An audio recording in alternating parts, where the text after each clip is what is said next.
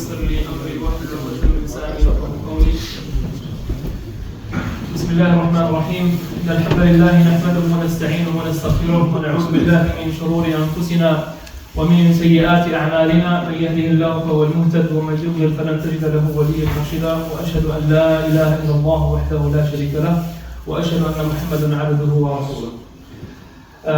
Just like a note on the side, inshallah, everything will be shown as a slide that we're going to discuss.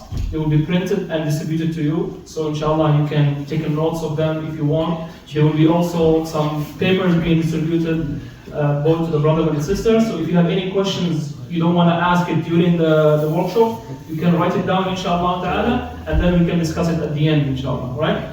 Because as you know, this workshop is about establishing evidences for Islam. We as Muslims, we are convinced Islam is the truth, but that conviction is not just like out of nowhere.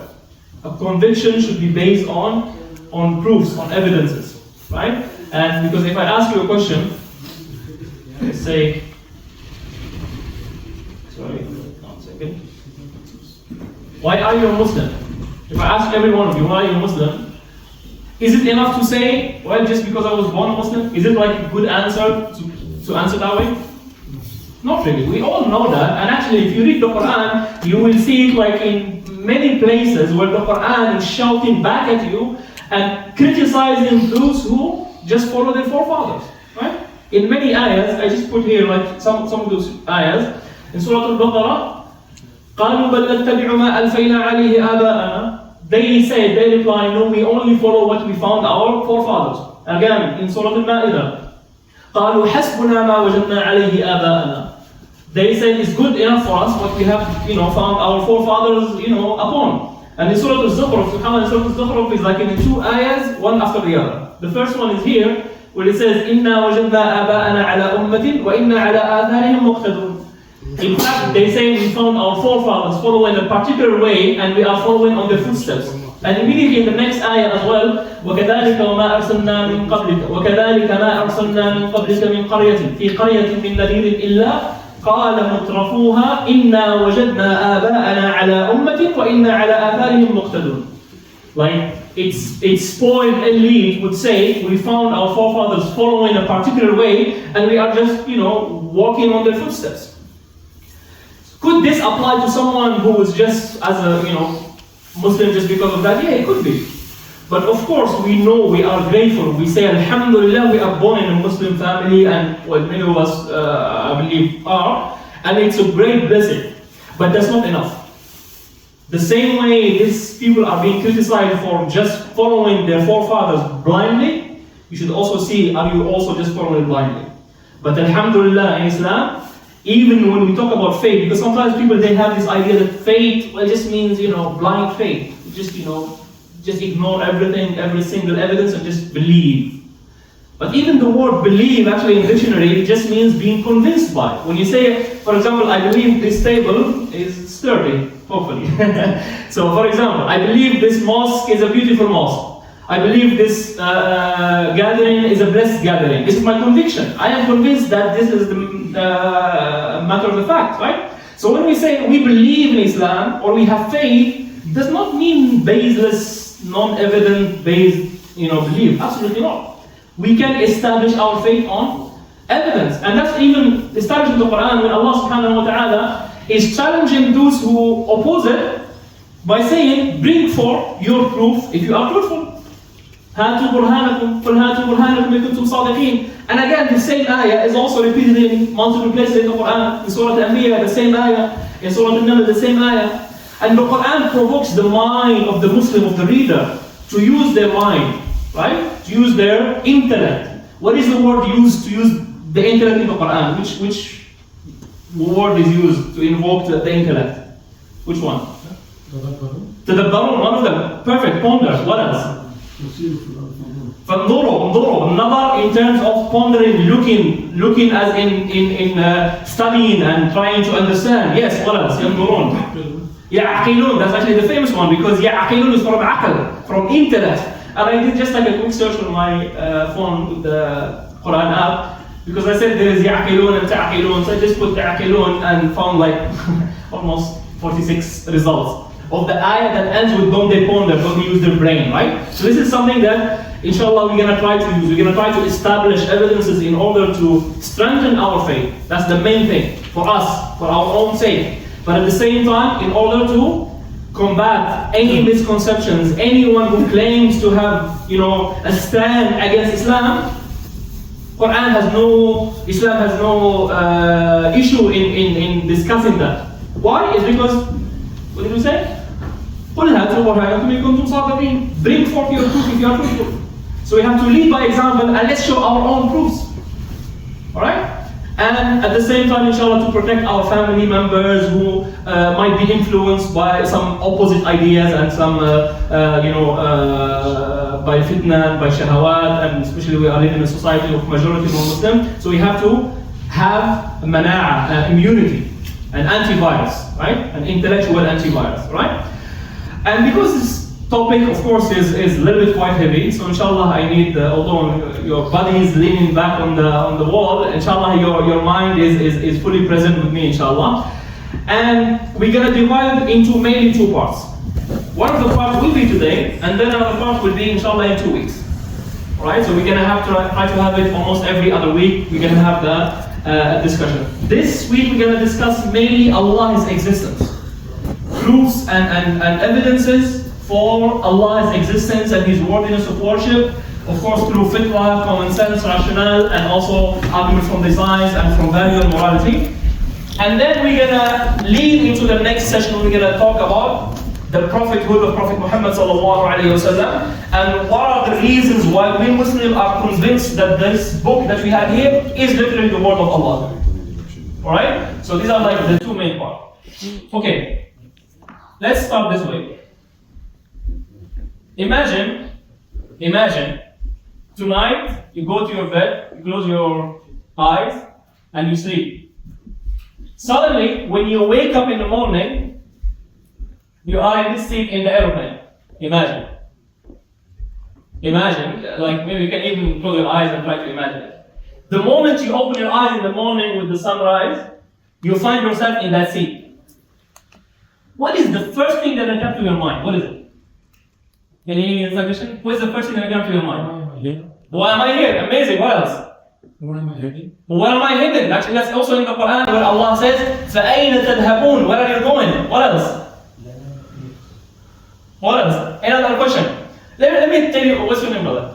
Mu'ayyid al-Islam. Mu'ayyid al-Islam. Mu'ayyid al-Islam. So if I ask you, ignore those questions, brother. Don't forget, don't ask these questions. These are like sad questions, existential questions. They will just give you troubles. This is actually, let's say, a first class. Enjoy the food, the drinks. Forget about these questions. Will you be able to enjoy or even forget these questions? Absolutely not. Even if for a moment you say, okay, let me enjoy the food, the drinks, maybe it's a first class in an airplane and first time maybe I'm in this chair, a massage chair, whatever. But it won't go away unless you have an answer to why am I here? Where am I going? Where did I came from? Unless you have a proper, satisfying answer to these questions, nothing makes sense. Exactly as this life. We were born in this life, we open our eyes in this life, and we are here. So what should we have answer to is, why are we here? Where are we going? فَأَيْنَ تَذْهَبُونَ? Right? So inshallah, this is something natural. This is something part of our innate nature. And even part of our innate nature is actually to know that Allah exists. That I came from somewhere. Like if you are a person, you came from somewhere. Obviously, you know you came from somewhere. You just have to know who you came from, where you came from. But sadly, some people they flip it upside down. They say, well, no, it's you. You have to prove to me that I came from somewhere. They say, well, just came from nothing. Then you have to prove it to me. And this is something, even in our scholarships, in our tradition as a Muslim, we know that this is against the fitrah, against the common sense. Because can you use a candle to find what is the sun? Which one is a proof for the other? Which one you can know with that it's the one that exists, it's because of the other? Yeah, obviously the sun. So some people they want to try, to use the candle to find the sun. And this is actually also a title from one scholar, Abdullah al-Ajari, may Allah bless him, he has a book on the proofs of the existence of Allah, and he called it Shumu' al-Nahar, candles of the daylight. Because these evidences that even we're going to discuss today, these are something that like using candles to find the sun. The sun is already there, we already know it's there, but just if someone, he's so arrogant, he's so stubborn that he closes his eyes or he's trying to barely open them, then you give them a little bit of guidance, right? And even there's a saying by Ibn Taymiyyah, كيف تطلب الدليل على من هو دليل على كل شيء? How can you ask for a proof for who he is a proof for everything? Which is Allah subhanahu wa ta'ala, right? And this issue happens when we say the fitrah itself. This is part of the fitrah. Fitrah in Arabic can be translated to innate nature or innate predisposition. Sometimes also translated to common sense, something that we all have. But sadly, what happens to this fitrah, because of people growing up in a non-Muslim family, in the hadith of Prophet Muhammad sallallahu alayhi wa sallam, he said every Muslim or every man is born in the state of fitrah, in the state of nature of submission to Allah, knowing Allah exists, all the needs that whenever he hears the word of Islam, he will immediately say this is the truth, yes. But then what happens when he grows up in a family, for example, if there's a Jewish or Christian or currently secular or atheist family, then he will be that. What happens to the fitrah, in that sense, it gets clouded. So when you are trying to deliver the message, when you are trying to show them the proofs for Islam and for the existence of Allah, what you are trying to do, you are trying to remove the clouds from al-fitrah. You are trying to let the fitrah shine. You're not telling them something that they never heard or they cannot even imagine. You are just telling them something that make them go back to their original status. That's why when someone becomes a Muslim, we don't call them convert to Islam. What do we call them? Revert, right? Because you are going back to your nature, right? And the way to do that is not always with rational arguments, although today we're going to do more of that. But because humans are not robots, it's not like you put the arguments, premise 1, premise 2, execute, become Muslim. That doesn't happen, right? Why? It's because we are humans, right? We have other desires, we have other heart diseases that prevent people from even seeing the truth. The Quran, the same way it's a book of guidance, it's also a book of misguidance. Might be shocking to some of you, but يضل به كثيرا ويهدي به كثيرا. He misguides with it many and he guides with many. Why? It's because the people who have a disease in their heart, whenever they see the ayat, what they're going to see? Well, I don't see it. Why? It's not because the ayat is not there, but because the eye is closed, the eye is shut. If, for example, someone uses their phone and says, well, I don't have Wi-Fi, what's wrong? The Wi-Fi is broken. No, the Wi-Fi is not broken. Your receiver is broken. You are in airplane mode. Switch that off and then maybe you may receive the guide, right? So that's the idea. So when you are trying to remove the cloud, it's not always with rational arguments. Sometimes it is, but it's not always. Sometimes some people, they need to have some different, for example, experience. Sometimes they just have, they see the Muslim community, how attached we are to each other, the brotherhood, then they, be open to Islam.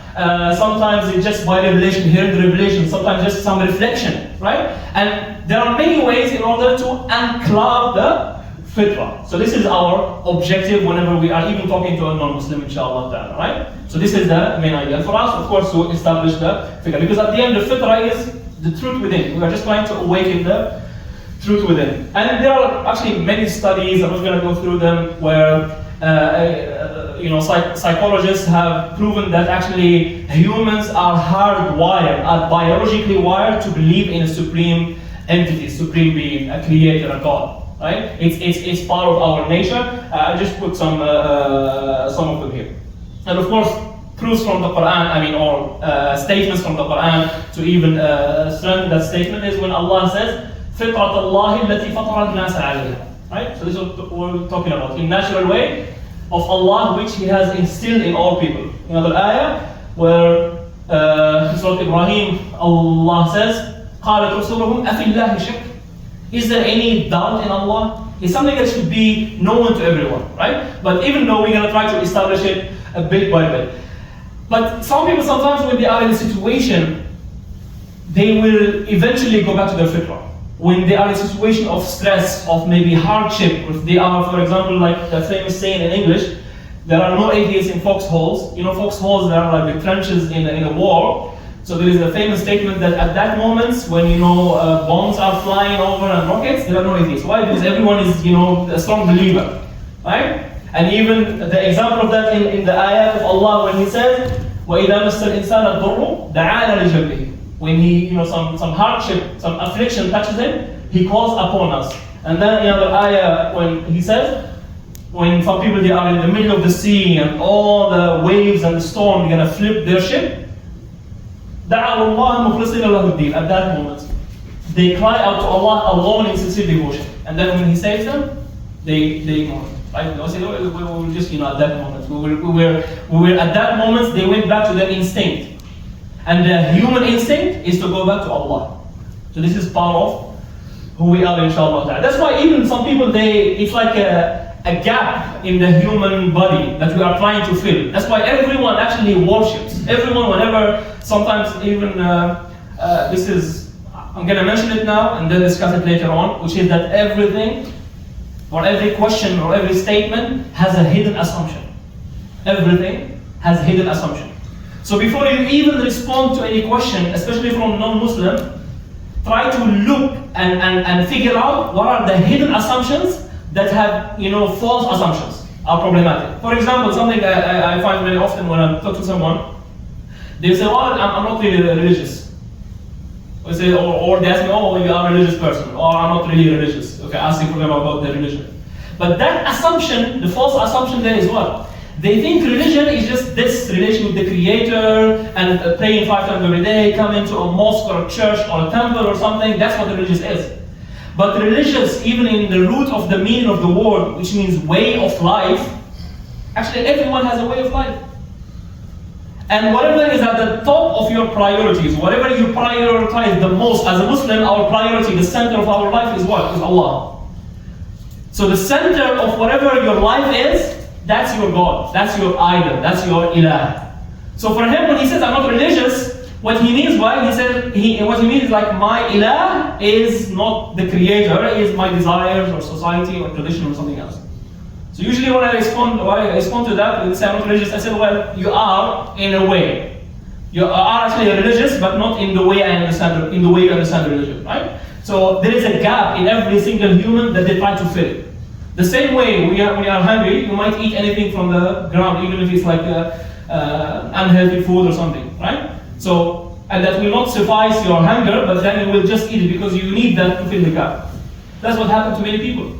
Even to the atheists, sometimes they have their own, what they call it, atheist churches. They have like gatherings because they try to fill up that void that, already filled by religious worship and acts of worship, alright? Alright, so far so good? Everyone with me? We just like make a checkpoint, so I was talking for so long, hopefully not for very long. But is everyone with me so far, right? Okay, this is just like inshallah introduction bit by bit. Okay, for us to know things, when we're talking about knowledge or learning something, knowledge in general can be divided into 2 types, right? Any knowledge in general, that maybe a rough categorizations we can call it. One part of it that requires justifications, requires explanation, right? There's a picture of a dad getting annoyed by his children, asking him why, right? And then you reach a point where you don't know what else. That's it. I don't have any more answers. So this is the other part, which does not require justification. It just is, right? So the first one is something that requires justification. Why are we gathered here? Does it require justification? Yes. Is it a fair question to ask? Yes, right? So some questions require us to have a justification. But some questions, let me give you an example. Let's say someone called me, a friend called me, a long time, maybe I always call him, he doesn't answer, and then suddenly he just called me out of the blue, and then he told me, invite me to dinner, let's say, in his house. After we have dinner, he told me, listen, Muhammad, everything that happens before 20 minutes ago is an imagination. It never happened.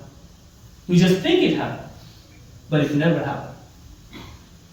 You have it in your brain, in your memories, that it did happen. Whatever happened before, you think you were born and you grew up and you came to Australia. No, actually it's just imagination. And everything just actually started 20 minutes ago. Right? This is his claim now.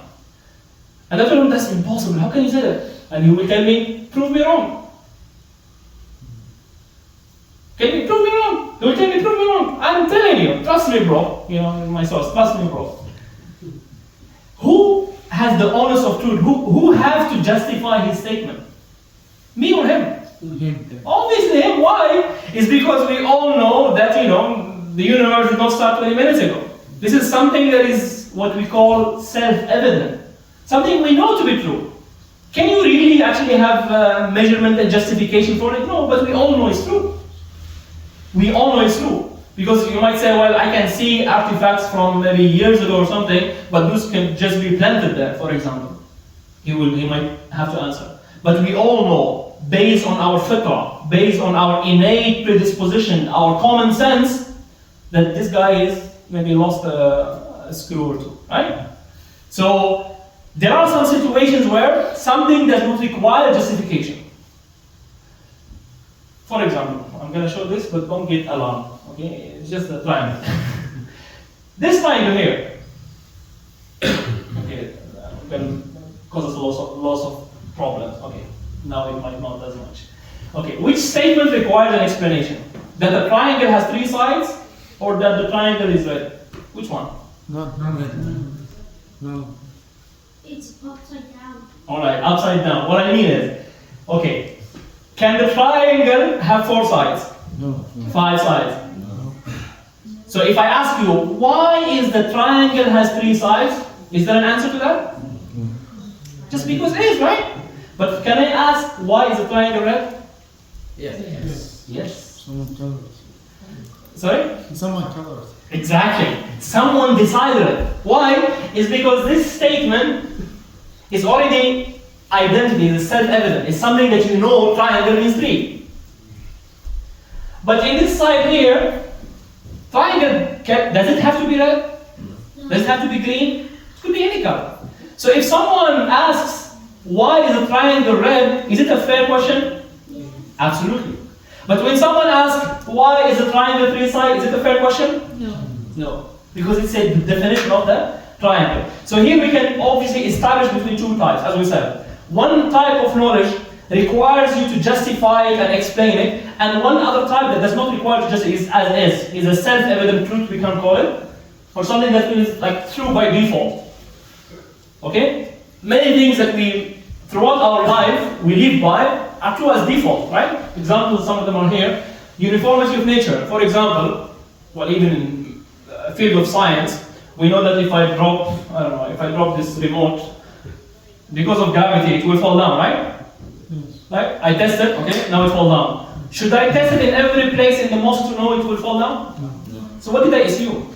I assume that the nature is uniform. If it falls down here, if I go to Argentina, it will still fall down, right? It's because it's uniform. This is something we already convinced that is true. Another example, the reality of the past, that the past did happen. So the friend who called me, he's crazy. Why? It's because we all know the past did happen. What else? Existence of other minds. Now you assume I have a mind, right? I'm a human. Because, you never know. I might be a robot, right? Everyone else might be a robot. We might be living in the showman, the showman show? The Truman Show, sorry. There's a movie about someone who, his whole life, he's just like a person in a story, in a TV show. And he doesn't know that. It's called the Truman Show. So, you believe everyone else having their own life, and you are not just, the star of a show. We are not just here for your sake, no. It's not like a dream and we are just a figment of your dream, no. Everyone here is their own person, their own mind. Can we test that? We cannot. We know it's true? Yes, we know it's true, right? So this is an example of something that we know is self-evident. Existence of the external world. Because someone could come to you and says, maybe the same friend of mine, come to you and says, well, listen, brother, you are actually just dreaming, and you are actually sleeping in Mars, and you just put probes in your brain, and you're just thinking this stuff. Nothing of it exists, like the Matrix, for example. But we know it's not true. We cannot really prove it, nor can we disprove it. But we know it's true. We know the external world is true, right? I mean, my friend's statement is false. The other thing that we know for sure is true, and is also part of our fitrah, is what we call the primary principles of reason, right? Some principles of reason that we know for sure they are true. One of them, well, I just put the two main ones, there are others, the law of non-contradiction. What do I mean by the law of non-contradiction? For example, can you have, what is a bachelor person? Someone who's a bachelor? Unmarried? Unmarried. Can I have a married bachelor? Impossible. I mean, some brothers, they will say, well, it's bachelor for the first wife, for the 3 more wives, but, but no, it doesn't work. I'm saying just in general. You cannot have a married bachelor, right? Because by default, by definition, bachelor is unmarried. Unmarried means, unbachelor, not bachelor. So this statement, if someone I told you he's a married bachelor, do you have to even verify or check to know that this is something false? No, right? If I tell you, listen, I have a car at my home, it takes you from point A to point B and it moves, but at the same time, it does not move. Do you have to come over to me, to my house, to see that it doesn't exist? You just know this is something false. This is something untrue. Like for example, if I told you here in my paper, I draw a circle that is also square. What is this? Contradiction, right? Do you have to come and see my paper to know this is false? You don't have to. This is something self-evident, something true on its own. By default, it's true that you cannot have a circle that is also square. Right? Fair enough? The other thing, which is what we call law of causality or sufficient reason, this is related to the previous knowledge.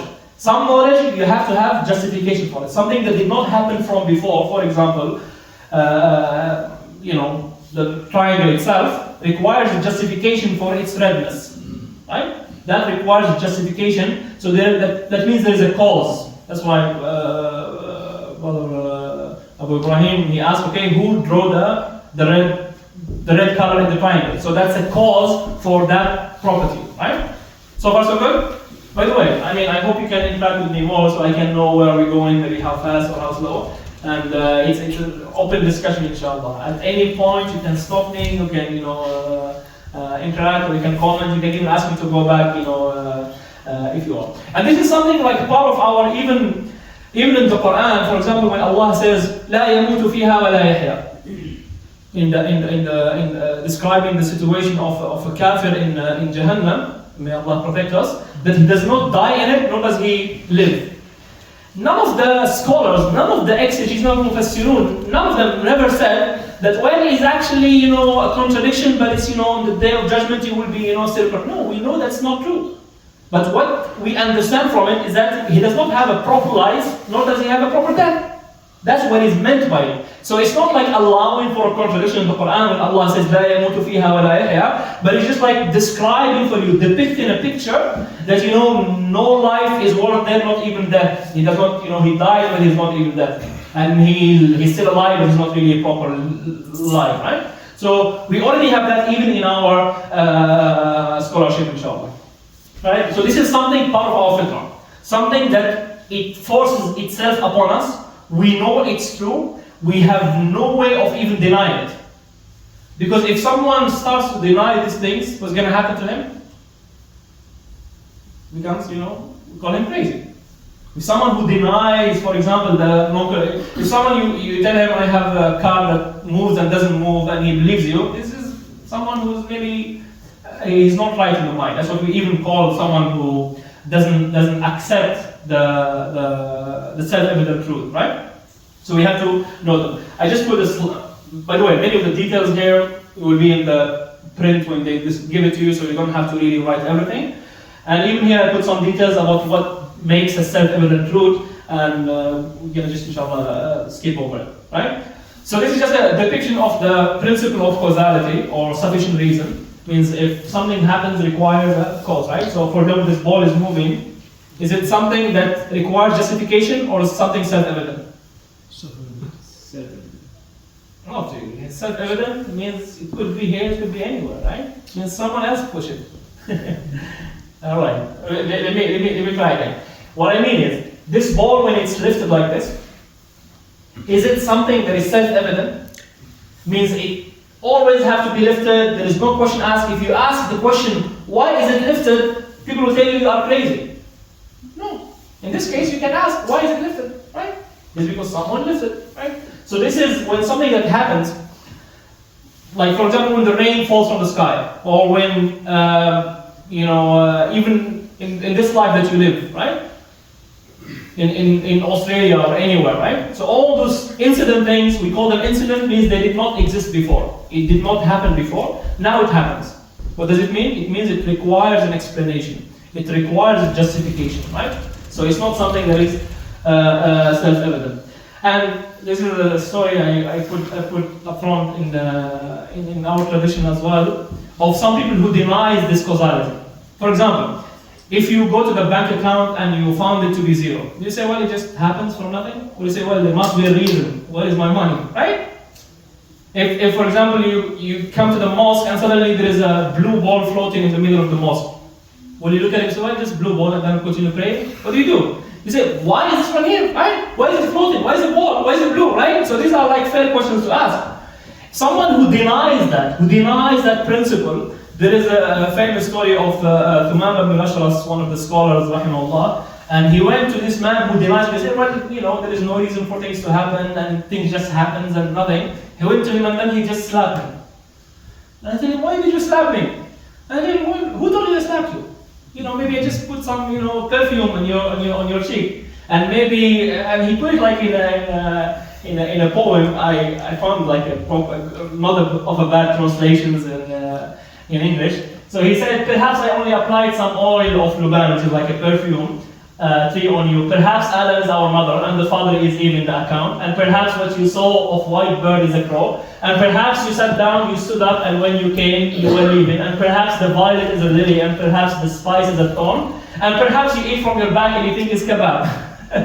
So if he just like perhaps and maybe, we don't know, it just happens like that, everything could be justified. Right? Would be, thought of as like a crazy person. What do you call it? The poem in Arabic is much nicer, but this is a rough translation. And I want just to mention one book by, he's a Christian, but he debates many of the atheists, and he wrote this book. It's called I Don't Have Enough Faith to Be an Atheist. Because for you to deny causality, to deny the sufficient reason, to deny the law of non-contradiction, you will have to have more faith than someone who is a believer. You know what I mean? Because their leap of faith, their blind faith is much higher. Someone who denies those principles, denies something that is self-evident truth, is someone who is a crazy person. So he inspired by that, and he wrote this this book.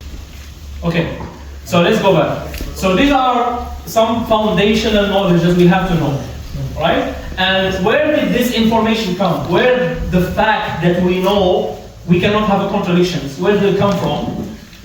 If someone doesn't believe in a creator, doesn't believe in Allah, doesn't believe in Al-Haq, he have no basis to get this knowledge. Because those people who don't believe in a creator, or they have a materialism worldview, that means they only believe in nature and just we came from nature. And some of them even believe that we came from monkeys, or we share ancestry with monkeys. For them to say that these are ways to know the truth cannot be justified. Why? It's because according to them, when our mind evolved, did it evolve to make us survive, or it evolved to make us know the truth? According to them, our mind only evolved to survive. Which one has more chance of surviving? Someone who, whenever they hear something in the bush, they run away, or someone who, until they know it's not a predator, it's just maybe a fly, then they don't run away, or they don't. Which one has more chance of surviving? The first case or the second case? First. And we obviously know that the first case knowledge is false knowledge. Why? Because you assume everything, every noise is a predator. And this is something even gives a problem to Darwin himself. He even talked about it called the Darwin's doubt, that how can we rely on a brain that came from monkeys, and we are relying on it to get to the truth. Right? This is even a statement from him. This is a statement from even his co-writer of Alfred Wallace. Like, they are finding it hard to justify our brain as human trying to find the truth, because according to them, our brain or our everything is to survive, right?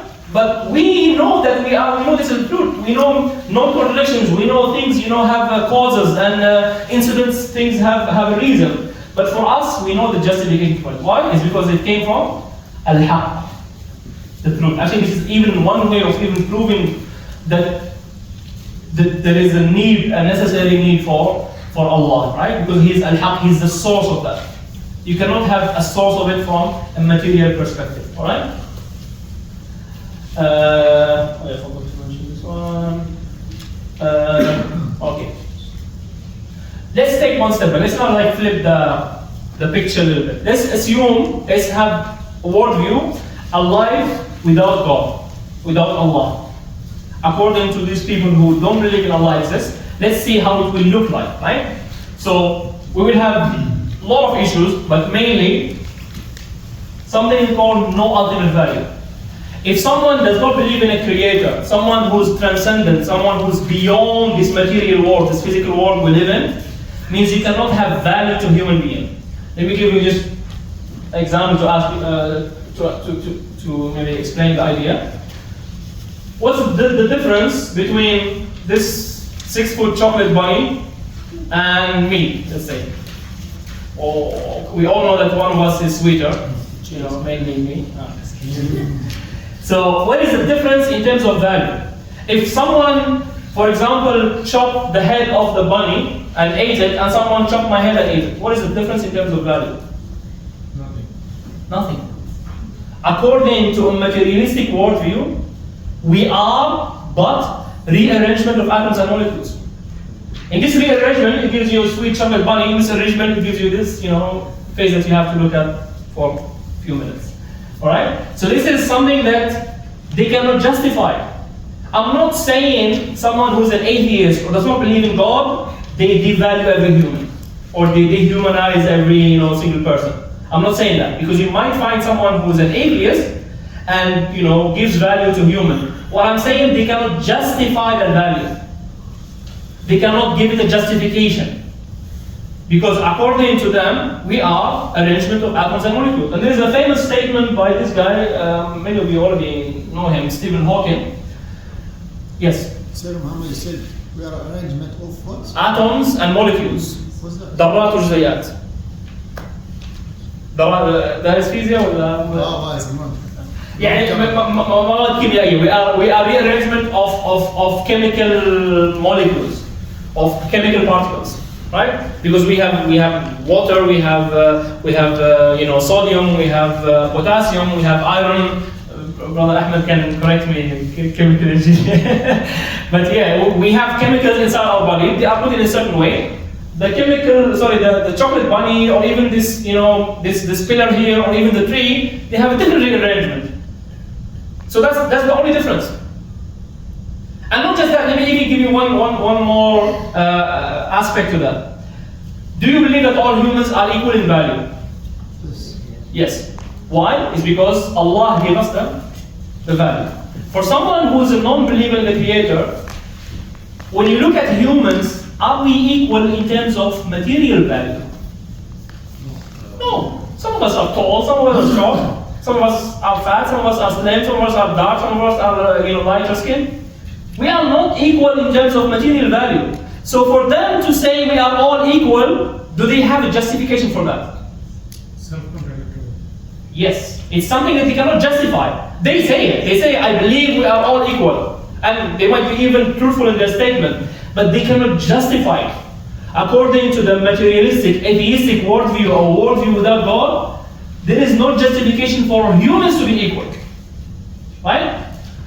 And this is by Stephen Hawking. He famously said, human race are just a chemical scum on a moderate-sized planet. So we are just a chemical scum, chemical dirt just thrown on this planet. Right? This is the real atheistic worldview. While for us, Allah already says in the Quran, وَلَقَدْ كَرَّمْنَا بَنِي آدَمَ. We have dignified, indeed we have dignified the children of Adam. That's it. Value given from an outside source, an objective source, Allah, God, right? Second issue, no ultimate purpose. You remember the example of the airplane? We kill up in the airplane? Imagine if someone said, well, there is no point, we're not going anywhere. Does this make sense? Even your shoes, the one you wear, the one you step on protects, your feet from the dirt, from the pebbles. Do they have a purpose for their existence? Yes. So, for someone to claim I don't have a purpose, of course they are, saying something crazy. And they cannot even justify purpose. What do they do, many of them actually? What do they do? Of course they are trying to look for purpose. They say, make your own purpose in life. You see it all the time, right? In many of these motivational talk, there is materialistic worldview. Even sometimes like a religious person speaking, but sadly they use a lot of them. These are materialistic, atheistic worldview. Okay, based on a framework without Allah. Because what's the idea if making up your own purpose is like, when the kids play pirates or police or something, do we all believe that they are truly pirates or police or robbers? No, you're just playing. So same thing, when you are just making up your own purpose, that's it, you are just making it up. And another example I also usually give, for example, if I find this remote control here, I found it on the street. Let's imagine I never seen a remote control before in my life, and I found it. I don't know what's the purpose of it, right? Yeah. I can use it however I want. I can use it as a decoration, right? I can use it maybe to fix the wobbly table, right? Is that a use for the remote control? No. Can I call it this is the purpose? No. I can act as if this is the purpose. But who can tell you exactly what is the purpose from making this one? What is the reason for the shape, the size, the buttons, the electronics inside? Only one source. What is that? The manufacturer, the maker. Same thing for you. You can make up your own purpose, whatever you want, but that's just like you making things up. Unless you have a source from the Creator that tells you, this is your purpose of existence. وَمَا خَلَقْتُ الْجِنَّ وَالْإِنسَ إِلَّا لِيَعْبُدُونَ. I have not created the jinn kind or the humankind except so they can worship me. Ayah Surah Al-Bayyinah, وَمَا أُمِرُوا إِلَّا لِيَعْبُدُوا اللَّهِ. They have not been ordered except so that they can worship Allah. This is a clear statement from the one who made you to tell your purpose. Otherwise you are just making things up. Right? One more issue, no basis for morality. Right? That means when we say something is good or bad, it's just subjective. It's just now we think it's good, tomorrow we think, we're gonna be bad, and then things goes by. To the point that even the thing that we know it's something horrible, we cannot justify. Earlier I mentioned, chopping off a human head should be equal to chopping off, a bunny's head, right?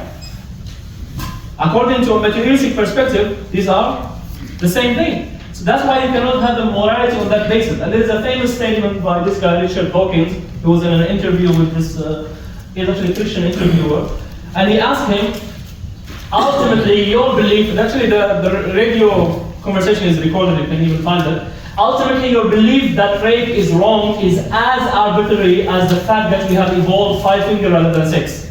And Richard Dawkins said, yeah, you could say that. That means for us to think rape is wrong, or killing babies is wrong, is just as random, as arbitrary, as just we have been evolved with 5 fingers rather than 6. You can see clearly when you have a war, a life without God, where it could lead you, right? But for us, we know that قُلْ أَمَرَ رَبِّي بِالْقِسْطِ. My Lord has commanded righteousness. So we have a sword that is objective for morality. Alright? The other thing, no ultimate justice. Without God, a creator, an ultimate justice, can we ever execute full justice in this life? Just a couple of days ago, I just put this picture this morning, is our brothers and sisters in Khan Yunus, Al-Mawasi. Like another massacre, 400 plus people died in it. So the one who pressed the button to drop the bomb, the G-Dam bomb, and kill 400. If we got him and we want to execute justice on him, how many times we can kill him? He killed 400 plus. How many times we can kill him? 4,000. Is that fair? No. It's not fair. So we already know in this life we can never, even if someone kills another person and we execute the punishment, how can the person who already died get retribution? Get his right back? But we all know on the day of judgment, Allah will reward everyone, will recompensate everyone for everything that we do. That's why even one of the name of the Day of Judgment that is mentioned in the surah that we recite the most is Yawmiddin, the day of deen, like debt, like when you pay your debt of recompensation, when you compensate for everything. So without an afterlife, without a creator, Allah, a God who's just and the source of justice, without that, there is no meaning to justice. You can make all the international criminal courts you want and justice, and you can show that you have done justice, but there is no ultimate justice. There is no full justice without having an afterlife and Allah in the picture. I'm not saying these are proofs for the existence of Allah. I'm just showing you the comparison between a worldview without Allah and without God, and a worldview with Allah and God. And you can clearly see which one is far superior. Make sense? Right? So these are just to draw the comparison. Again, at any points, if you want to stop me or if you want me to go back, just let me know. Allah subhanahu wa ta'ala says in the Quran, Surah Al-Jathiyah, وَخَلَقَ اللَّهُ السَّمَاوَاتِ وَالْأَرْضَ بِالْحَقِّ وَلِتُجْزَى كُلُّ نَفْسٍ بِمَا كَسَبَتْ وَهُمْ لَا يُظْلَمُونَ. For Allah created the heavens and the earth for a purpose, so that every soul may be paid back for what it has committed, and none will be wrong. Right? Nothing will go in vain. Even the pebble. Yeah, go ahead. A common question that would come here is that why should there be a justice to begin with? Okay. Well, tell me why not. Well, if the burden of proof would be on, if I would take the atheist position, the burden of proof would be on you to tell me that there is something that, as a starting point, there's nothing that exists, so you prove to me that it doesn't. Okay. Again, I'm not saying this is proof for Allah's existence. That's the idea. I'm saying is that we, by our nature, common sense, Fitrah, we know that justice is better. Yes. Right? So, when we know justice is better, can we ever have justice in this life? What I'm saying is that under your worldview, as someone who doesn't believe in God, you can jump up and down and do whatever courts you want. You are just making things up. You can never execute justice. As I mentioned, example, someone killed 400. What is the worst thing that you can do to them? Kill them. How many times you can kill them? Once. Right? So the idea is that justice, because whenever we are trying to reach justice, that means we have a standard, right? The standard of justice is ultimate justice, is like big justice, full justice, right? So we are trying to get as close. Of course, when you apply Islam, when you apply Sharia, that's the best justice you can have in this life, in this dunya. But the full justice is in the hereafter, right? What I'm saying is that in this dunya, without having Allah in the picture, without the hereafter, there is no meaning to even talk about justice. And this actually also adds to the previous point, which is that there is no meaning to even bad or good. The idea of something bad and good is just your opinion. Right? I'm going to discuss it later when we come to the problem of evil. We're going to mention it towards the end, inshallah. Right? Clear? Any other question? But if you're atheist, how you can prove the justice? So No, I'm not saying prove justice. I'm just saying that an atheistic worldview cannot justify justice. yeah, that's all. Yeah, you cannot. You can have some form of justice that is subjective and limited, but you can never have full justice. You can never say that we have done justice. No. Yeah, you're just trying to patch things. Like someone has, like I don't know, your car's engine is blown, and then you are changing the paint. Well, you can change the paint all you want, but the engine is gone. You know what I mean? So it's like, yeah. They just always tell you like common sense. Like they just tell you like, this is common sense. I think it's fine. That's what. No, that's the thing. We mentioned it earlier. What happens to the common sense for them? What happens to the common sense? What is going so far? Their common sense is gone. Their common sense is clouded. Their common sense is full of false assumptions. Right? So that's the issue. So when they say common sense, nowadays common sense according to whom? Right? So we have to go back to the proper innate disposition. We have to remove any other addition. Right? Bare bone common sense is fitrah. But saying common sense is to do whatever you want, well, to do whatever you want is common sense. Well, yeah, this is something let's discuss it right now. I said earlier, and now we can talk about it, that everything has an assumption. If someone tells you, listen, why you are telling me to do this or do that? You know, you can do whatever you want. What is the false assumption there? I said every statement has an assumption. So what is the false assumption when someone says, for example, it's not fair that Allah has created me and He didn't ask me, you know, He didn't ask me. It's not fair. That's a statement that someone would say, right? What is that? Before you even try to answer it, there is an assumption there. What is it? No, you have to consult. I mean, before. Sorry? His point of view, it's like you have to consult it with me at the beginning. Right, fair enough. Fair enough. To be involved in this world. Okay, so if someone says, why Allah has created me is not fair, they already assume that they need to be consulted in the first place. Yes. Right? That's a false assumption. Egocentrism, right? Sorry? Egocentrism, right? Egocentrism. What else? These are all false assumptions, yes. So before you come and say, no, actually it's not fair, Allah has told you, no. You are assuming something that has not been assumed. I don't agree to the assumption. I don't agree that, that you own you even own yourself. Do we own ourselves? No. Majority of the people, Ayman, when they say common sense, what do they think common sense? Is that you own yourself? That's a false assumption. They assume that they own themselves. Can you control your heartbeats? Couldn't even control that. Yet you claim, you assume that you own yourself. Okay, then stop your heartbeat for a minute and then pump it up again. You got what I mean? So whenever someone speaks, the same way I said earlier, when someone says, well, I'm not religious, they already have a false assumption because they have one understanding of religion in their mind that you have to respond to before you even respond to the answer, to the question. And this is even actually a Quranic method. When Musa alayhi salam asked him to see Allah, Allah did not answer him directly, he corrected the false assumption. So you have to correct the false assumption before you can answer the question. Another reason is because Allah, sometimes you don't understand the reasons for it, but you know that Allah has the picture, we only have a picture. This is usually a statement from Brother Hamza Zortis, may Allah bless him.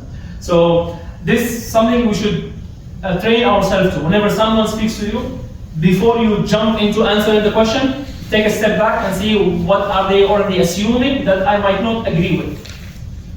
Alright? And it happens not all the time. Well, not most of the time, but all the time. Alright?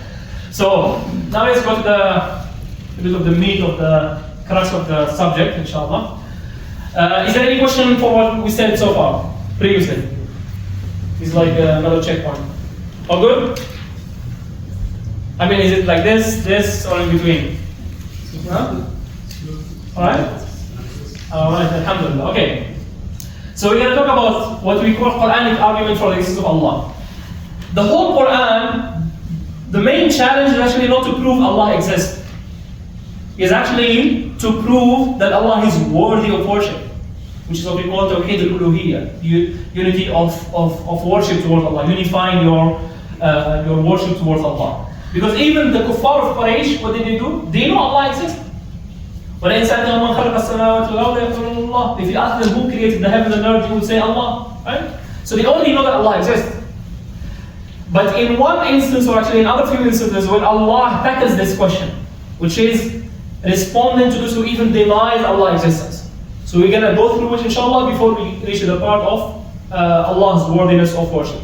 And certainly because in our society, our fitrah has skewed so far from its proper state and it's been fully clouded that many people even, they truly deny the existence of Allah. Or some of them, they say, I don't even know, I don't even care. Right? And that's actually the majority of the people. That's why we say them at the end of the Surah Al-Fatiha every time, or al-Dallin. Right? Astray, they don't even care. They just live and live and have fun and drink and eat and sleep and die. Right? This majority of the people sadly. But because they don't ponder about the purpose of existence. Right? And as we said earlier, once you ask those questions, you will realize that you cannot have a proper answer unless you go back to where you came from. Who is the creator? And then you start to question that. Some of them They have just, well, I know might be some superpower there or something, but I don't really care. Or might, God exists, okay, so what?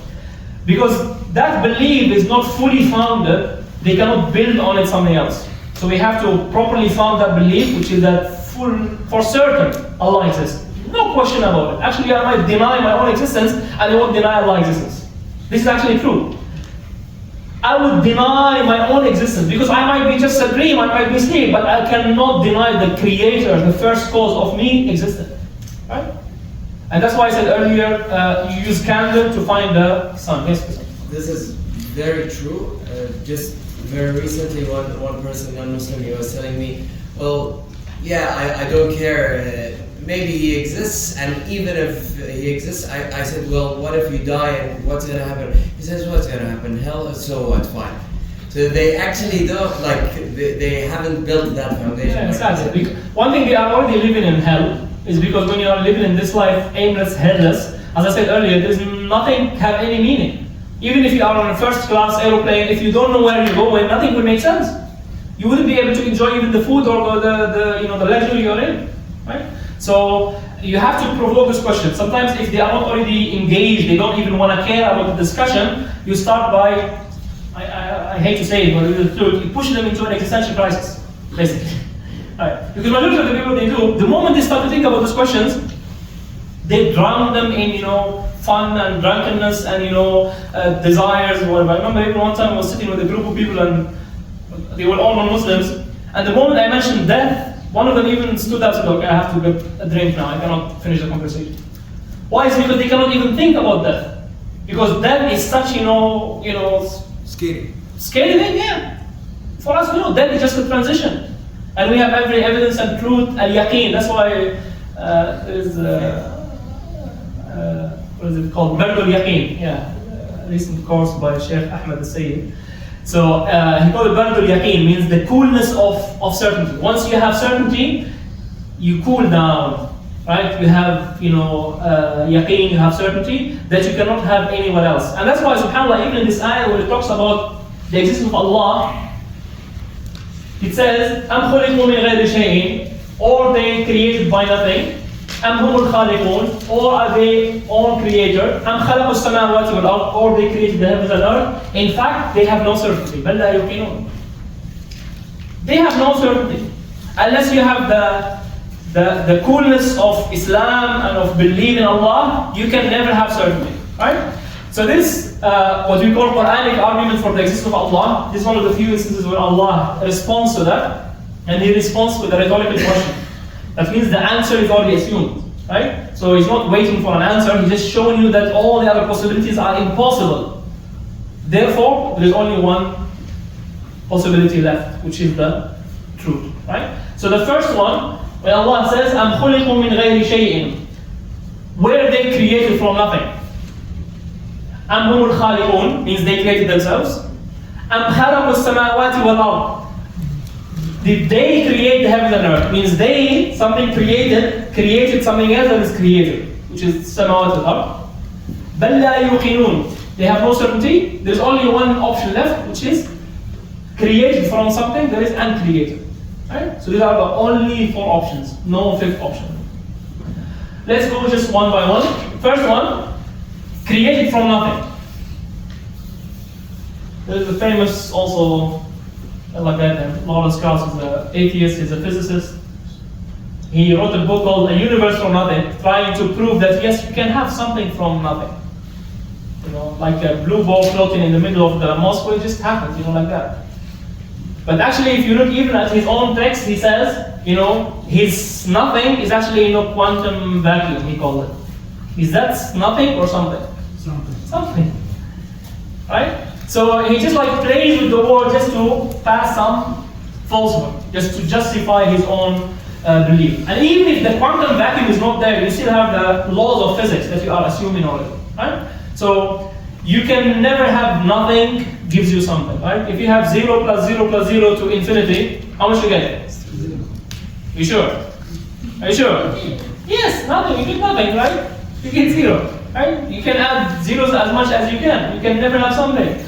But on the other hand, when we see even the droplets of rain falls down from the sky, this is something that exists after it didn't exist. This is something we call incident.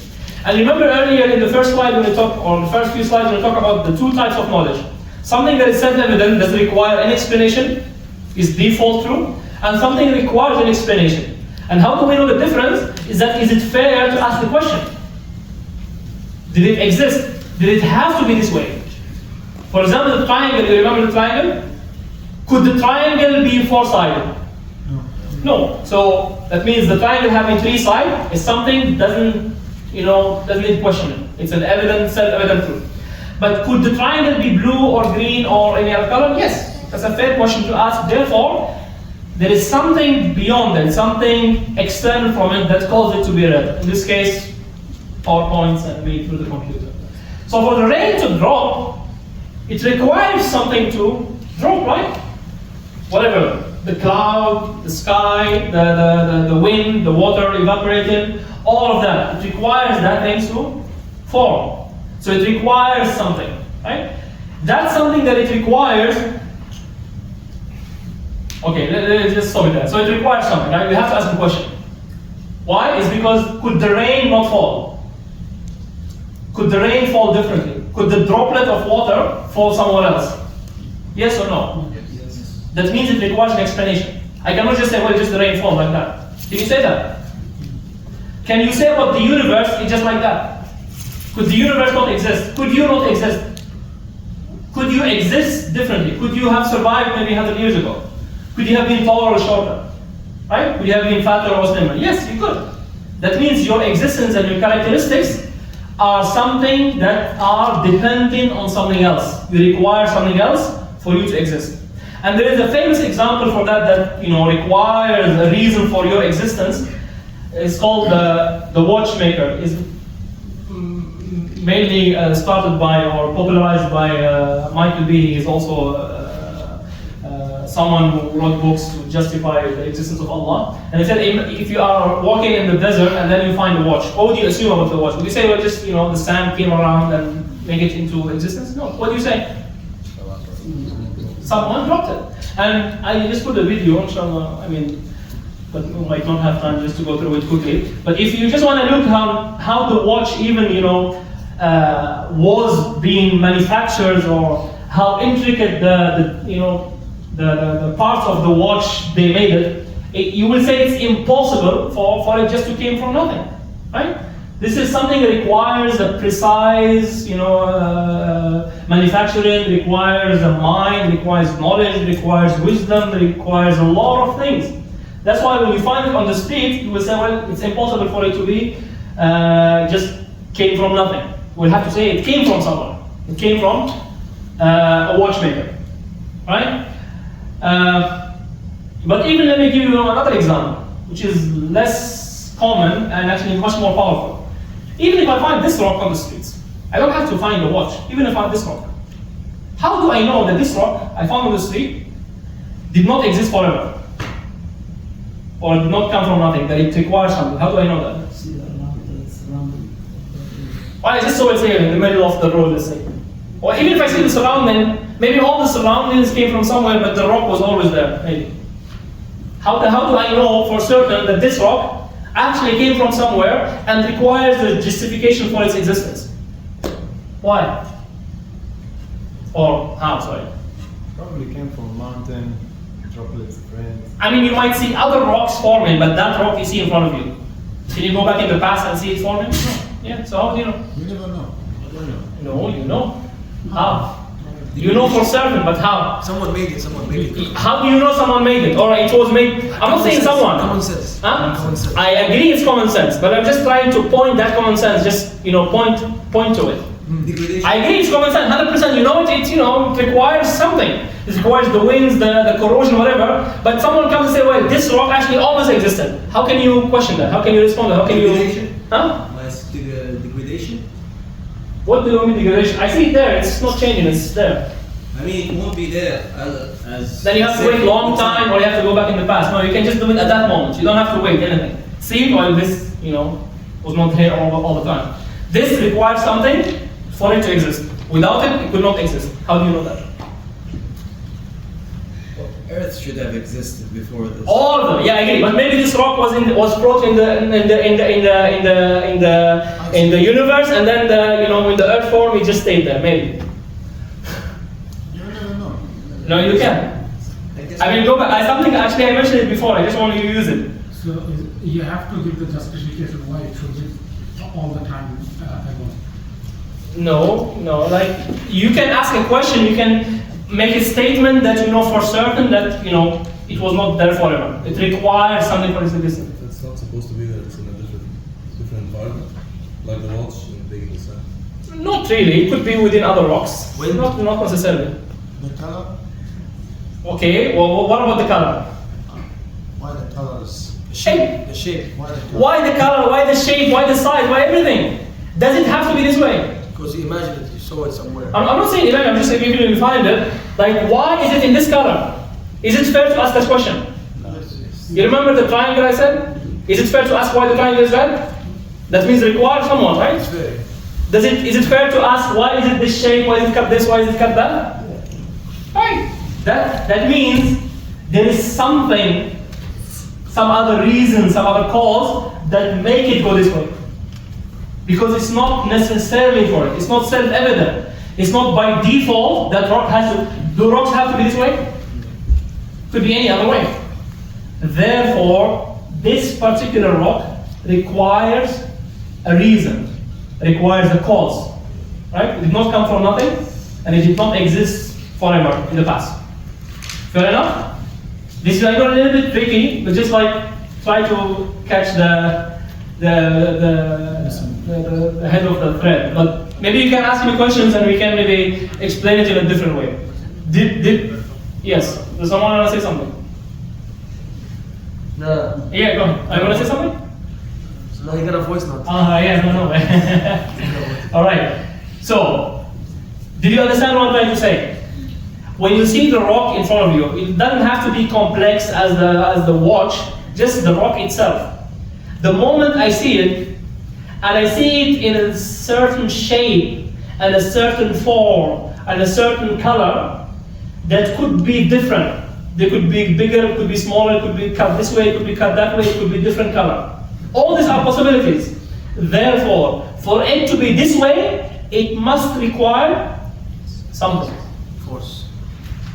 A force, corrosion, another human maybe crushed it, whatever. It requires an external reason. Fair enough? So if it's part of the mountain, it's fixed. That's it doesn't matter. No. Even if it's part of the mountain, why is it this part, not the other part? Why is it in this mountain, not in the other mountain? Why is the mountain in this way? I'm just drawing from extrapolation from the rock, and you can even go to the planet, like Hussam said, the whole planet Earth could be different, right? Australia could be somewhere else, on Earth. That didn't have to be this way? No. That means it requires a reason. There is a reason behind why is it here, right? Because it's not necessary.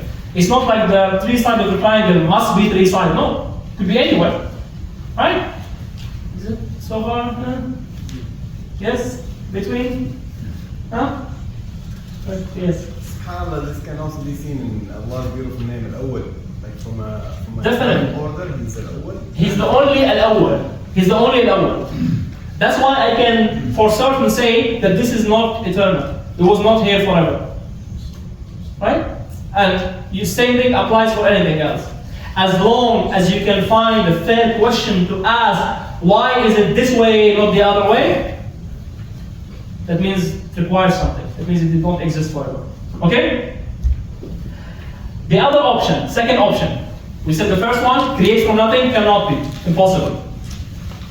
Could they have created themselves? Could the universe create itself? Could your mother give birth to herself? No. Could she? Are you sure? She can't give birth to Isa, not to herself. So this is a contradiction, right? Because for you to give birth to yourself, to make yourself exist, you have to not exist and then exist at the same time, right? So it's a contradiction. We already, by common sense, we know this is wrong. The same way a married bachelor, by default wrong. I don't have to even check it. I know it's wrong, right? Then third option. Could they have been created from something that was also created? The same way we said the droplet from water came from the sky, or this rock that requires some corrosion or some reasons for it to exist. But those reasons themselves, if they are also reasons that requires other reasons, for example, this is called what we call infinite regress. Imagine you have an egg there, right? This domino here, for the egg to fall, the domino has to fall on it, right? The second domino has to fall on the first one for the first one to fall on the right. If this goes to infinity, will the egg ever drop? No. Never. But for example, let's say that this one is fallen. Do you see the beginning of the line? No. Can the line be infinite? Maybe. Can the line go forever? No. No. Yes, no? Maybe. No. Chance there. Huh? No. Of course, could we start with the point? Okay. There's a force. There's a force. Okay. Could this go to infinity? Okay, let me give another example. It's similar, but we're going to connect them. Imagine, for example, Abu Rahim, like we are holding a shotgun, trying to hunt someone or something. Sorry.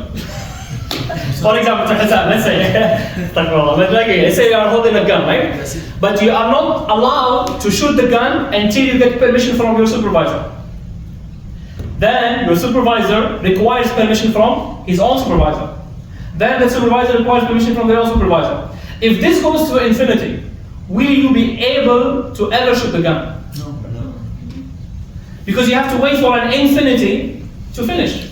You see the contradiction there? Does infinity finish?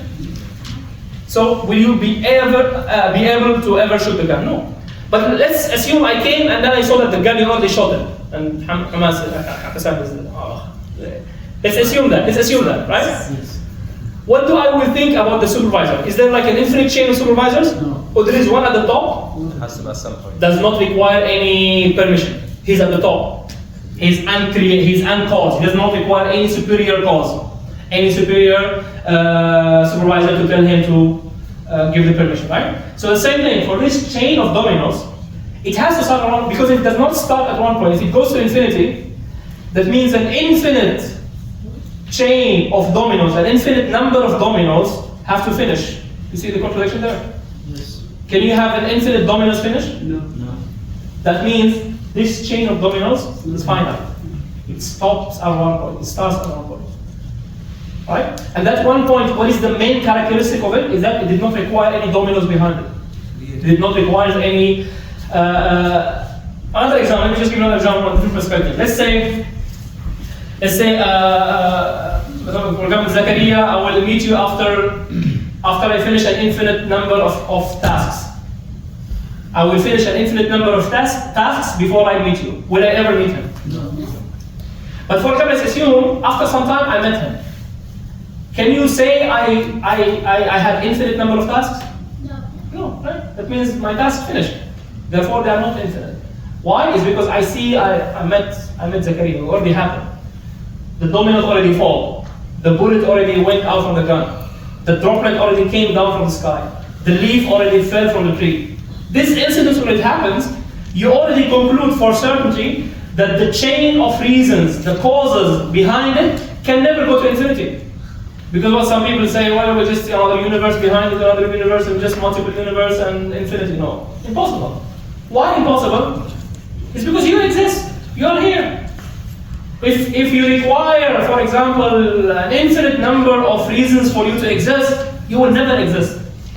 Yet, you do exist.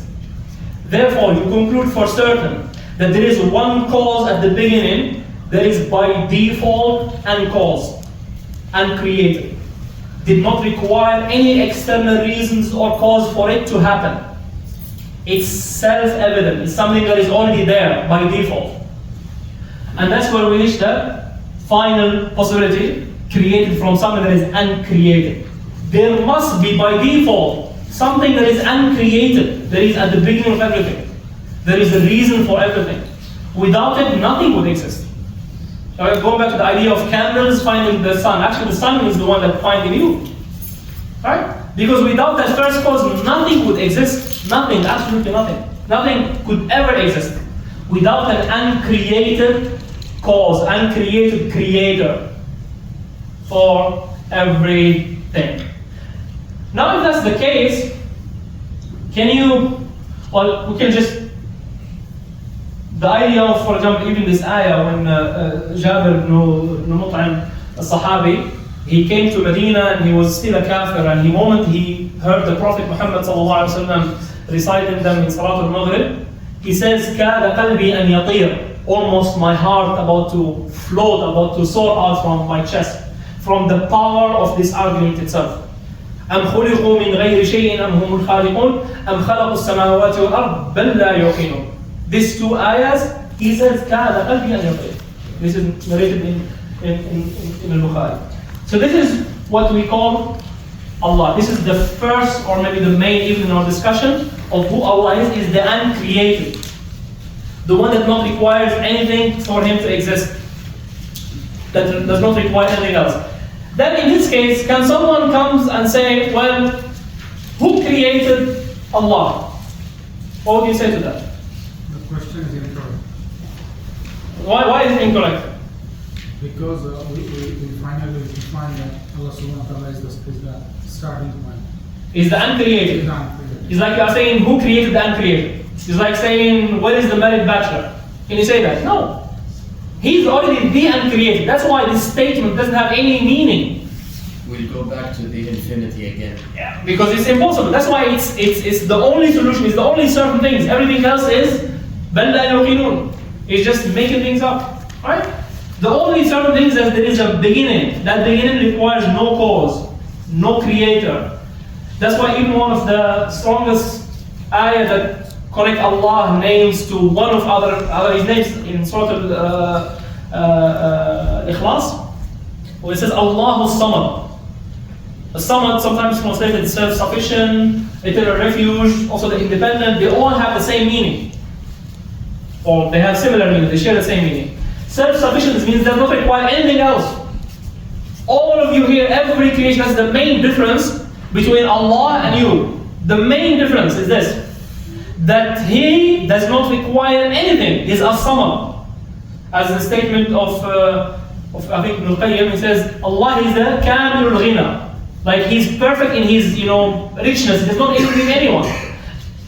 And human is Kamilul Faqr. He's complete in His poorness. He requires everything. Because for you to exist right now, you require billion and billion of things. You require your heartbeats, you require your body, you require the air, you require the organs in your body, you require the floor you are sitting on, you require everything. You require the air, the oxygen, the food, you require your family, your mothers, your fathers, you require a lot of things. This is the property of us humans, of creation. Allah is the creator. He's the independent, self-sufficient, does not require anything.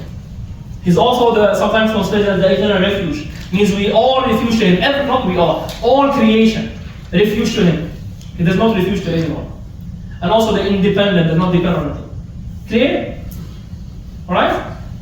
Any comments? So this is the first step.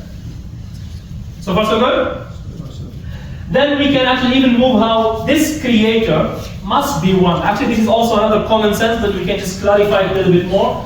And one other argument from the Quran itself. From which surah is this? I'll just give you a pop. Huh? Someone say, yeah, Anbiya. Good, Jazakallah khair. So Allah says, لو كان فيهما آلهة إلا الله لفسدتا. If there was gods beside Allah in the heavens and earth, both realms would have surely been corrupted. Right? Because if you have other uncreated, other causes, other independent beings, then one of them will have this opinion, one of them will cause the opposite, then they will not have anything at the end, right? Because you must have one eternal uncreated cause, right? And because He created everything else, for you to do anything, you require knowledge.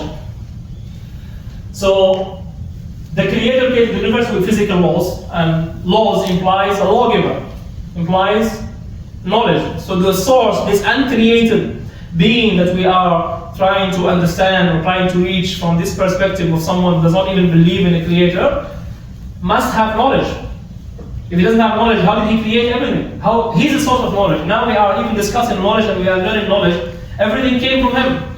So he's the source of knowledge. And because he created itself, is all powerful.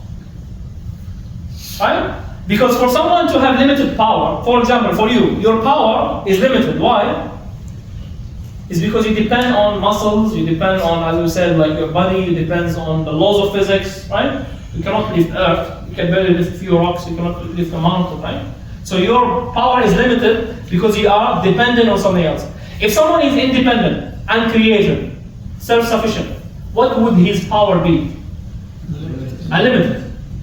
So if someone comes, let me give you another, not riddle, but like famous questions. It's called also the Omnipotent Paradox.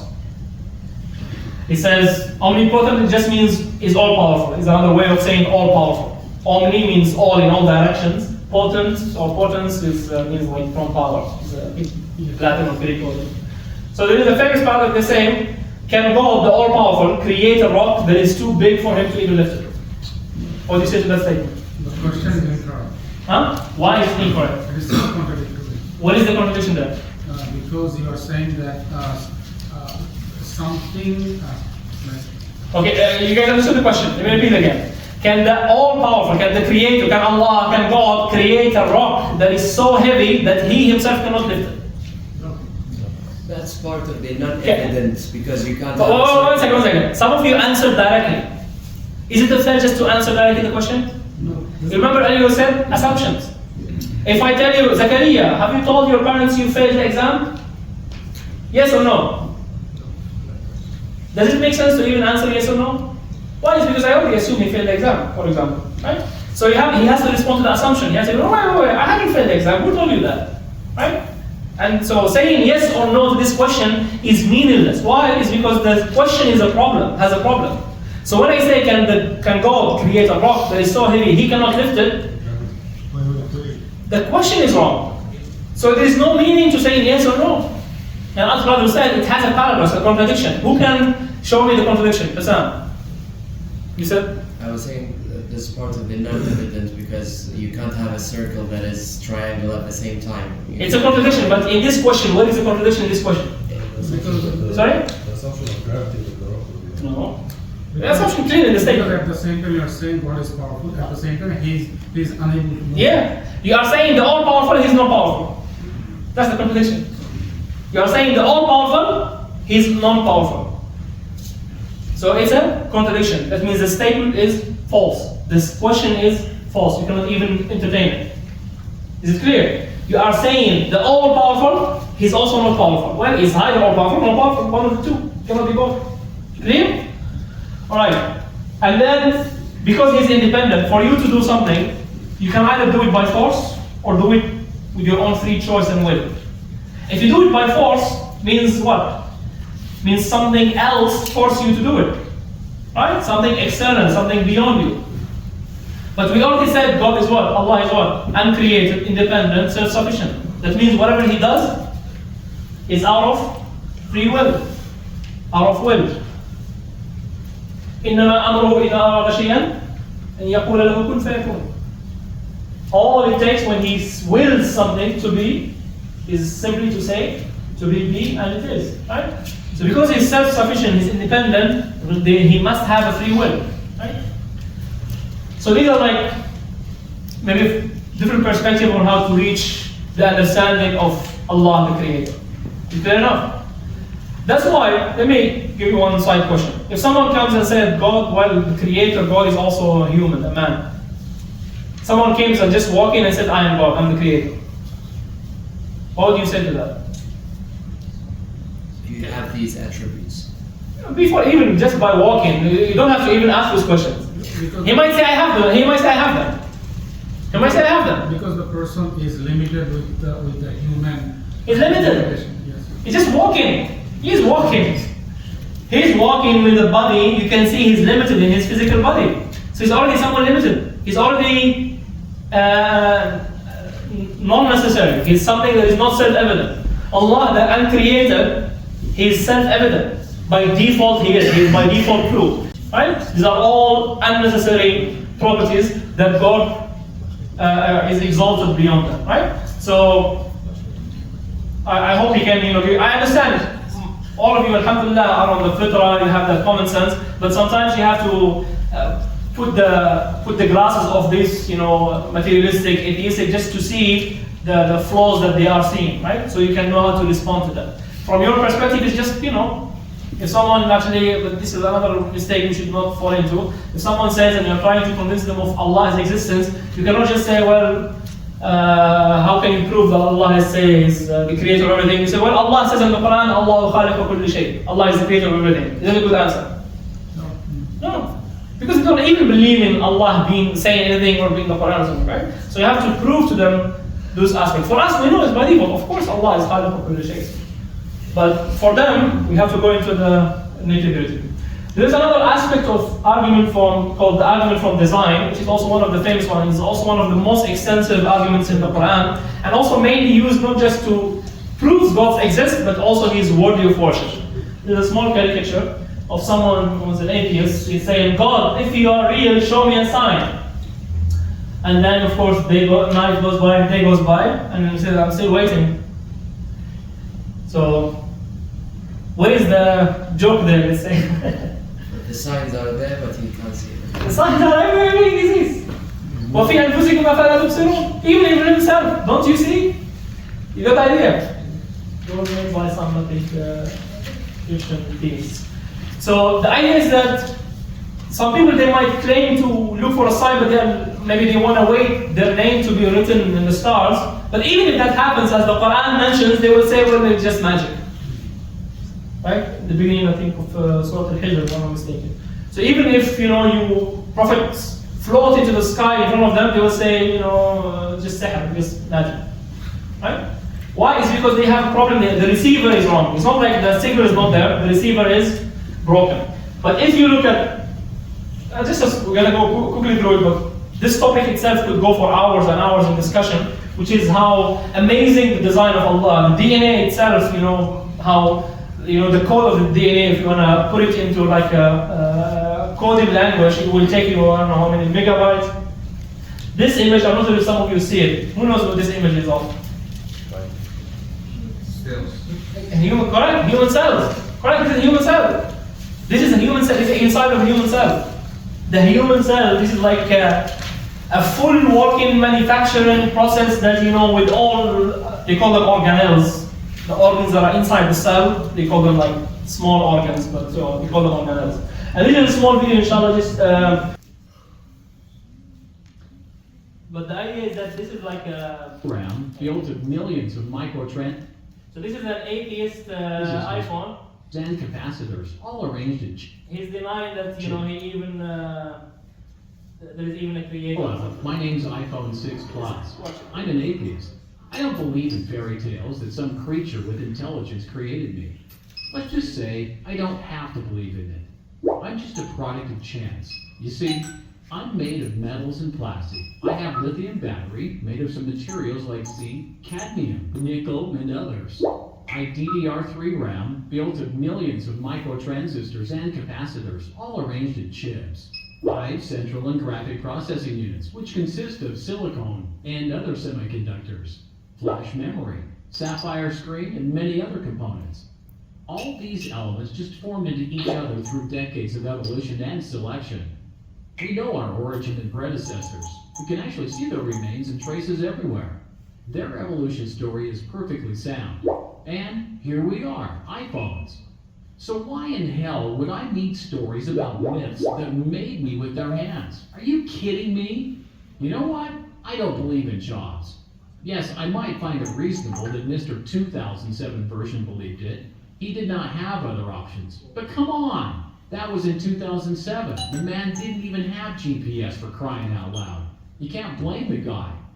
But do not come to me in 2015 and tell me that we should think the same way. Because I think if we did that, then we don't deserve to be called smartphones anymore, do we? Yeah, so this is like of people who, they think that it just came from nothing. That, because you know how you're being made, if someone knows how this is being made, that means the manufacturer doesn't exist. If you know how the iPhone is made, it does not mean, Steve Jobs didn't exist, right? Because the question of where you came from is different from the how. How you came, that's something else, right? You can find it. For us as a Muslim, it's something that left to our studying our scientific discovery, but you should not replace the reason. Even when we know that the rain came from the sky and we know all the process, does that deny that Allah is the reason behind it? Absolutely not. No. These are two different things. We look for the materialistic reasons, but we always have a firm belief in the non-materialistic, in Allah's reason, right? This is something that is different from looking into the causal reasons that we can discover and exploit. Alright?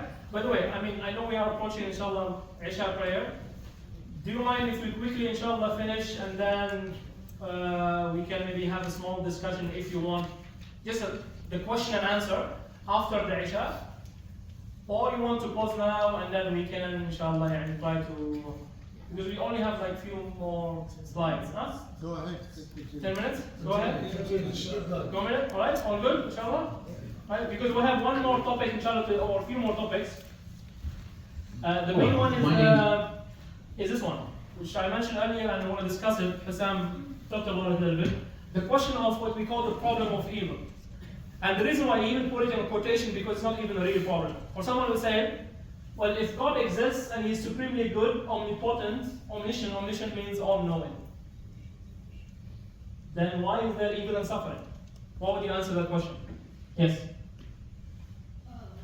Fathers exist and they cut people's hair. Yes. Why are there people that have bad hair? Nice one. If barbers exist and they cut people's hair, why people have bad hair? I know you are talking about me, but yeah, I got it. Yeah. So the idea is that if you mean like if, how can you apply to this question? So let me not put words in your mouth. So if God exists and there's bad, there's not going to the God that exists, and people that have bad hair, there's not going to God. But for them, they will say, well, evil exists because of God. God is the one who caused He created everything, right? So He's also the cause of evil. How would you respond to that? Tough one, right? Anyone else? I mean, it's a good question. You have to have like some examples and some similes to make it easier for someone to understand it. But sometimes you might get challenges. So that's what I'm trying to do. Become what's called. Actually, evil and suffering is subjective. Oh, 1 second. Can I notify? We are created for this, so that might be. What is the false assumption here? What is the false assumption first? What is the false assumption? The evil. Yeah, but what? I mean, he's assuming that it exists, but what else is assuming? God is evil. Huh? God is evil. No, something else. That brother answered it, but I want to mention it first. What is the assumption here? God can't stop evil. No. No, justice. No, that's something else.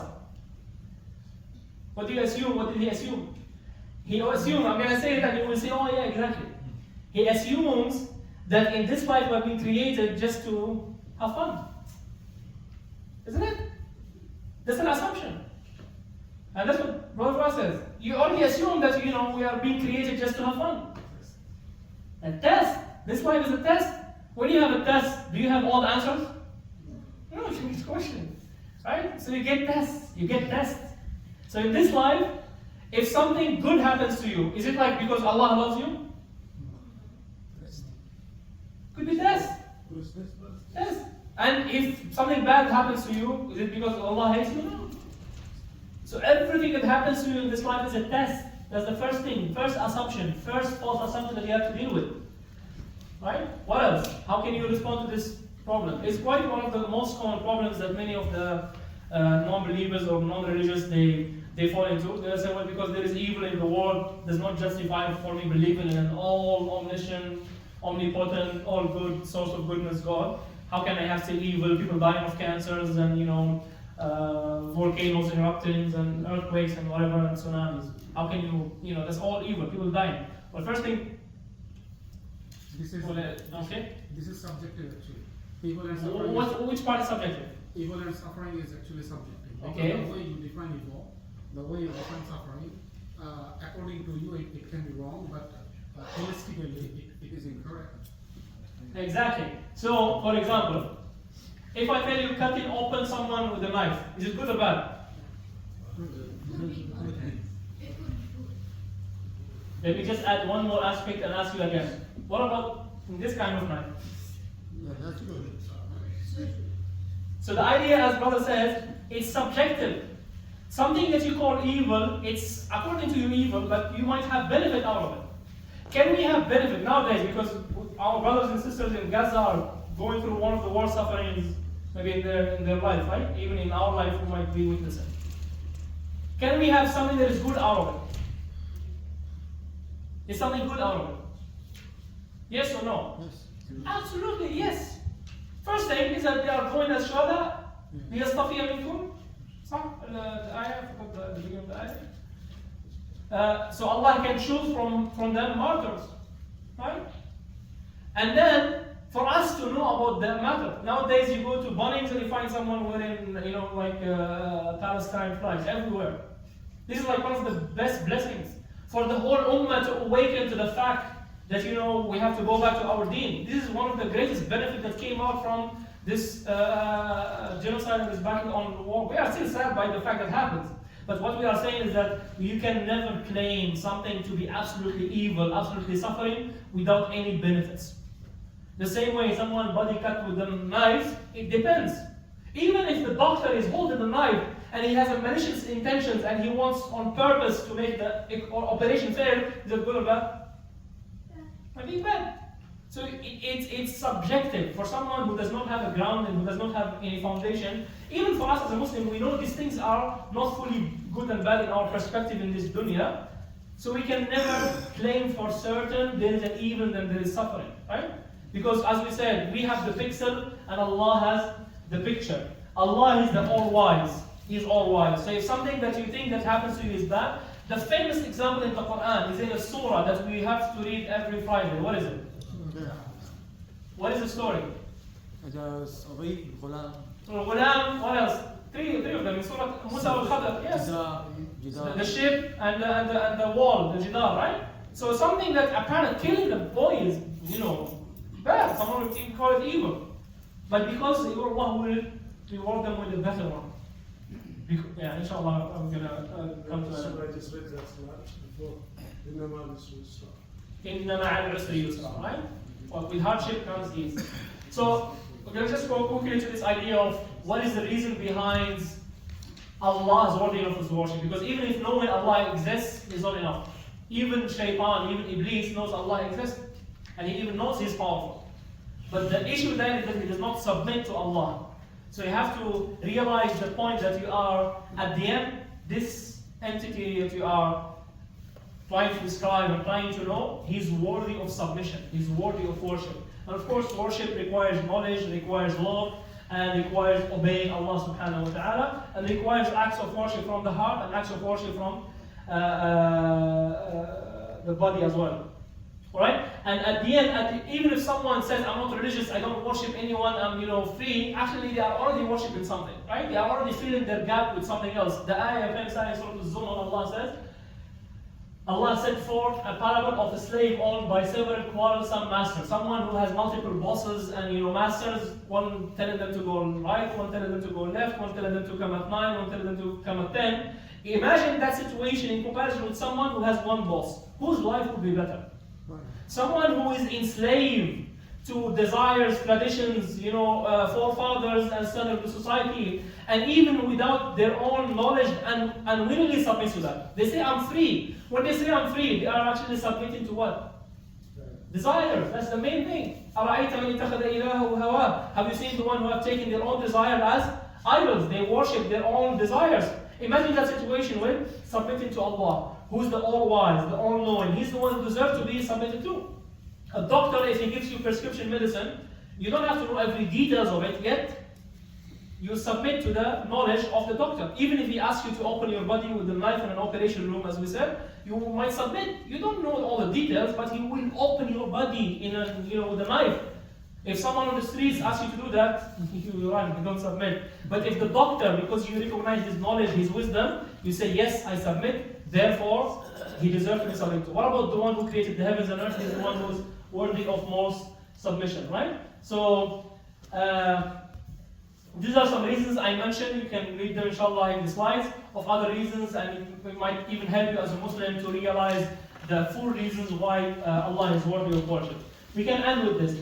What acts of worship? For example, we know that Allah is worthy of submission. I have to submit to Allah. This creator and created that we talked about, all knowing, all knowledgeable, He deserves to be submitted to, and I have to obey Him. How do I know I'm obeying Him? How do I know that, or did He really send messengers and prophets? How do I know Prophet Muhammad sallallahu alayhi wa sallam is a messenger? I'm sure all of you believe in Prophet Muhammad sallallahu alayhi wa sallam. What I'm saying, how can you articulate it? How can you say it in a way that even a non-Muslim can grasp it and understand it? And even how do you even establish properly on evidence why the word of Allah, why Quran is the word of Allah? Alright, so this discussion inshallah we'll discuss in 2 weeks. We're going to try to have it once every other week. أقول قولي هذا وأستغفر الله لي ولكم. Again, I'm sorry for taking a little bit longer than I should. أخطأت من نفسي ومن الشيطان وأنا أستغفر من الله. جزاكم الله خير. السلام عليكم ورحمة الله وبركاته.